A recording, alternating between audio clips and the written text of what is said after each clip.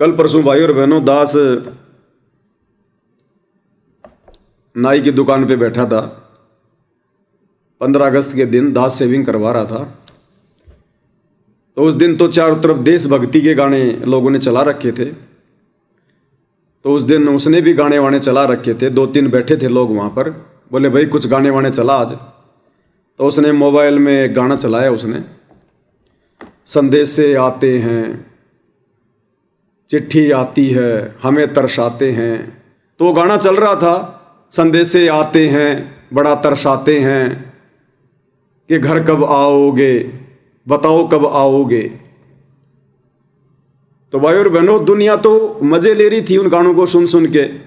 देशभक्ति का तो खाली का नाम रह गया, बाकी तो कान को अच्छे लगने चाहिए। और दास की वो सेविंग कर रहा था, वो गाना चल रहा था, दास का अपने सुमरण पे ध्यान था। और उस गाने को सुन के भाई और बहनों मुझ पवन दास की सुरती सतलोक में लग गई और मेरी आंखों से आंसू गिर रहे हैं। मेरी आंखों से उसी समय आंसू गिरने लग गए उस गाने को सुन के। संदेश से आते हैं,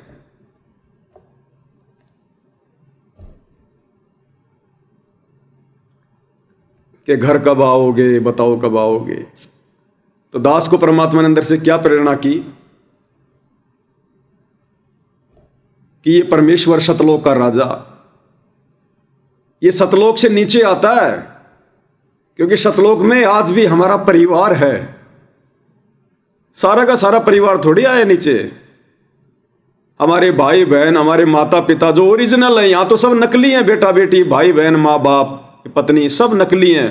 पता नहीं किस कौन सी आत्मा के संस्कार हमसे जुड़े हुए हैं। तो वहां हमारा जो परिवार है, हमारे जो ओरिजिनल माता पिता, हमारे बेटे बेटियां हैं, वो वहां जाकर अपने भगवान से प्रार्थना करते हैं कि परमेश्वर वो बच्चे खेलने गए थे, अभी तक आए क्यों नहीं? बहुत टाइम हो गया उनको, बच्चे अभी तक आए क्यों नहीं है? जैसे माता पिता को टेंशन हो जाती है ना अपने बच्चों को। 2-4 घंटे अगर वो घर से बाहर नहीं आते तो वो चिंता करने लग जाते हैं कि जी तुम जाओ और देख के आओ बच्चे कहाँ हैं, आए क्यों नहीं अभी तक। तो वो भाई या पिता जाएगा, आवाज लगाएगा। तो भाई और बहनों, हम नादान बच्चे इस काल के चक्कर में फंस के हम यहाँ आ गए खेल खेल में। अब हम घर का रास्ता भूल गए। हम भी दुखी, हमारे माता पिता भी दुखी। अब हमारे ओरिजिनल माता पिता, ओरिजिनल बेटा बेटी वहां जाकर परमात्मा के आगे रोते हैं, वो निवेदन करते हैं, प्रार्थना करते हैं कि बच्चे को बहुत टाइम हो गया, बच्चा आया नहीं है। फिर ये सतगुरु यहां आता हमें लेने के लिए और हमें कहता कि भाई संदेश से